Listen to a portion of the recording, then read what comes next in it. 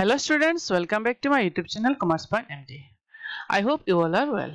तो आज हम लोग इंटरनेशनल बिजनेस का सब्जेक्ट का एक इम्पोर्टेंट टॉपिक डिस्कस करने वाले हैं। आज का हमारा टॉपिक है complexities in the international business.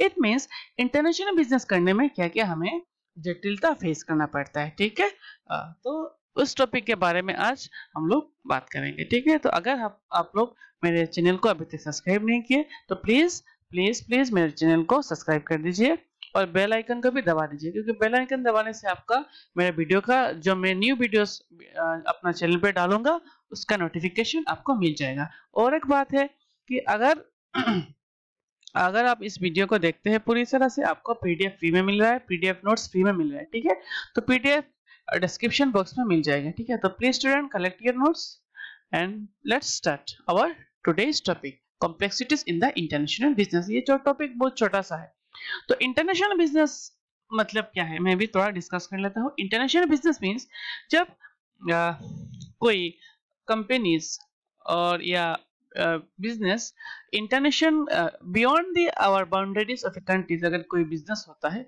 तो इसको हम बोलते हैं इंटरनेशनल बिजनेस। अगर हम लोग का कंट्री के बाउंड्री के बाहर अगर हम लोग कोई बिजनेस करते हैं, इट मींस एक्सपोर्ट इंपोर्ट्स, तो इसी टाइप्स के बिजनेस को हम लोग बोलते हैं इंटरनेशनल बिजनेस। ठीक है, तो इंटरनेशनल बिजनेस में ऑलवेज मिनिमम 2 कंट्रीज इन्वॉल्व रहते हैं।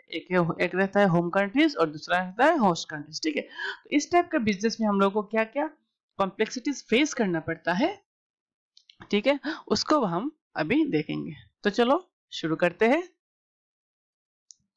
First the complexities are the different type of entry modes. तो हम लोग जानते हैं इंटरनेशनल बिजनेस में बहुत डिफरेंट मोड्स ऑफ एंट्री है। ठीक है, तो अगर डिफरेंट मोड्स का डिफरेंट एडवांटेजेस है, डिफरेंट डिसएडवांटेजेस है। ठीक है, तो इस डिफरेंट मोड्स क्या क्या है उसको हम देख लेते हैं। इंटरनेशनल बिजनेस में एक होता है licensing. With the help of licensing हम लोग इंटरनेशनल बिजनेस में घुस सकते हैं। और है franchising. With the help of franchisee अगर हम लोग कोई मल्टीनेशनल कंपनी का फ्रेंचाइजी लेके हम लोग इंटरनेशनल बिजनेस में घुस सकते हैं।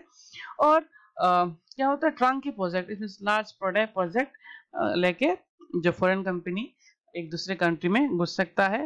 It's like FDI for with the help of foreign direct investments and foreign whole subsidiaries और फॉरेन सब्सिडरीज लेके हम लोग it means merger acquisition, greenfield investment, ऐसे बिजनेस ऐसे वे में फॉरेन कंट्री में एंट्री मोड्स हो सकता है। और क्या हो सकता है जॉइंट वेंचर स्टार्ट कर सकते हैं। और all this are the modes of international business.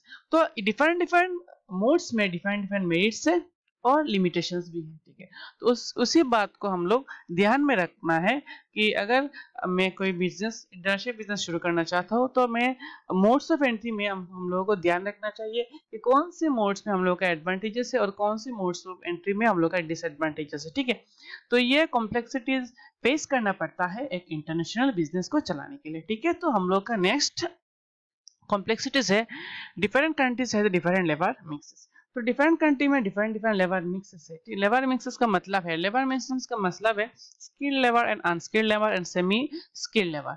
It means सब कंट्री में स्किल लेबर का अवेलेबिलिटी नहीं रहता है। ठीक है, तो इंडिया जैसे कंट्री में अनस्किल्ड लेबर ज्यादा है, सेमी स्किल्ड लेबर ज्यादा है और अच्छी स्किल वाला लेबर कम मिलता है।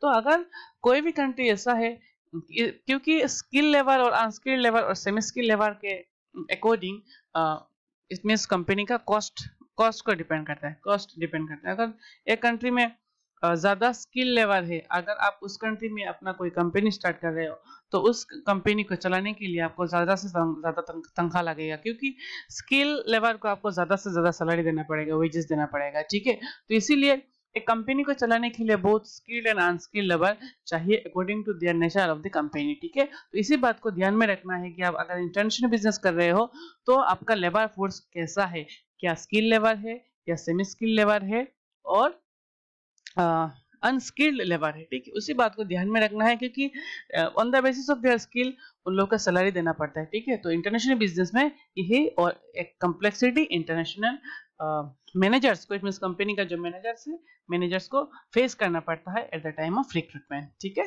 एक इंटरनेशनल बिजनेस को चलाने के लिए ये कॉम्प्लेक्सिटी फेस करना पड़ता है, ठीक है। तो हम लोग का नेक्स्ट पॉइंट है countries different in environment. Countries different in environment, तो इंटरनेशनल बिजनेस में हम लोग एक बहुत यह सबसे बड़ा इंपॉर्टेंट टॉपिक है कि डिफरेंट एनवायरनमेंट रहते हैं, ठीक है। जैसे कि डिफरेंट कंट्री में डिफरेंट डिफरेंट कल्चर्स है, डिफरेंट डिफरेंट पॉलिटिकल सिस्टम है, डिफरेंट डिफरेंट इकोनॉमिक सिस्टम है, डिफरेंट डिफरेंट अपना कंट्री का लीगल सिस्टम है, इकोनॉमी डेवलपमेंट का लेवल से है। तो अगर आप एज ए मैनेजर्स हो एक कंपनी का और आप सोच रहे हो कि आप कंपनी को एक नेक्स्ट लेवल में लेके जाओ, it means international business multinational company आप उसको बनाओ, तो आपको यह बात ध्यान में रखना है कि आप जिस कंट्री में बिजनेस करना चाहते हो उस कंट्री का कल्चर आपके आपको प्रोडक्ट को एडजस्ट हो रहा है क्या, उस कंट्री का पॉलिटिकल सिस्टम आपको इतना परमिशन दे रहा है, उस कंट्री का इकोनॉमिक सिस्टम, उस कंट्री का लीगल सिस्टम आपको अपॉर्चुनिटीज दे रहा है क्या कि आप उस कंट्री में इंटरनेशनल बिजनेस स्टार्ट करो। तो ये बहुत कॉम्प्लेक्स बात है कि एक इंटरनेशनल मैनेजर्स को ये कॉम्प्लेक्सिटीज फेस करना पड़ता है on the basis of their environment. Different countries का डिफरेंट एनवायरनमेंट है, ठीक है, ओके। चलो नेक्स्ट बात करते हैं गवर्नमेंट इंटरवेंशन।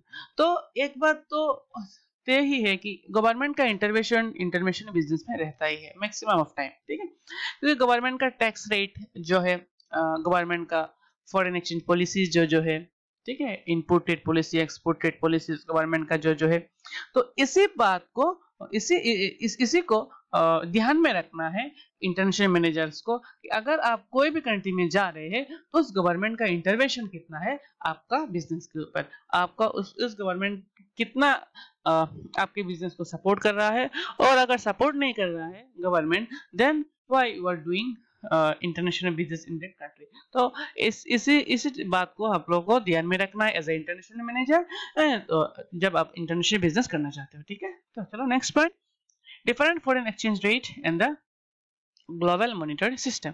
तो अगर आप कोई इंटरनेशनल बिजनेस स्टार्ट करना चाहते हो, आपको ये बात तो ध्यान में रखना ही है कि आपको फॉरेन एक्सचेंज रेट सब कंट्री अलग अलग रहता है। जैसे कि इंडिया का फॉरेन करेंसी है तो इंडियन रुपीज, बांग्लादेश का है टाका, एंड पाकिस्तान का भी है जो पैसा है उनको पैसा बोलते हैं, ठीक है। और अमेरिका है यूएस डॉलर, लंदन का है आपका यूके पाउंड। तो ऐसे डिफरेंट कंट्री में डिफरेंट एक्सचेंजेस रहते हैं, लेकिन हम लोग इंटरनेशनल बिजनेस में कॉमन करेंसी के ऊपर हम लोग इंटरनेशनल का ट्रेड होता है, जैसे कि यूएस डॉलर एज एक्ट करता है एज ए कॉमन करेंसी, ठीक है। तो जब कोई दो कंट्री इंटरनेशनल ट्रेड करेगा, दो कंट्री ऐसा मान लीजिए आप अगर आप सपोज मान लो मैं इनपुटर हूँ इंडिया का और मैं कुछ चीज मंगा रहा हूँ लंदन से, इट मींस तो ये जो कॉमन का करेंसी रहेगा, ठीक है, उस कॉमन करेंसी के ऊपर हम लोग इंटरनेशनल एक्सचेंज रेट बैठेगा, ठीक है। तो ये बहुत कॉम्प्लेक्सिटीज रहता है, कोटेशन का मामला भी रहता है, ठीक है, और एक्सचेंज रेट तो रेगुलरली फ्लक्चुएट भी होते हैं, तो इन बात को ध्यान में रखना है। और ग्लोबल मॉनेटरी सिस्टम भी है, ठीक है, ये भी इफेक्ट करता है इंटरनेशनल बिजनेस के ऊपर, ठीक है। तो all this are the points that should be kept in mind by the international manager। जो मैनेजर है एज ए डोमेस्टिक बिजनेस, उसको उसी बात को ध्यान में रखना है जब आप कोई इंटरनेशनल बिजनेस को स्टार्ट करें, ठीक है। उस इंटरनेशनल मैनेजर्स को बहुत सारा कॉम्प्लेक्सिटीज फेस करना पड़ सकता है, बहुत सारा प्रॉब्लम को फेस करना पड़ सकता है, ठीक है। फेस करके उसी बात को ध्यान में रख के आपको इंटरनेशनल बिजनेस को आगे बढ़ाना है, ठीक है। तो आज का हम लोग का टॉपिक छोटा ही टॉपिक है, तो I hope you have understand my topic. Thank you so much. So please don't forget to like, share and subscribe my channel. Thank you so much guys.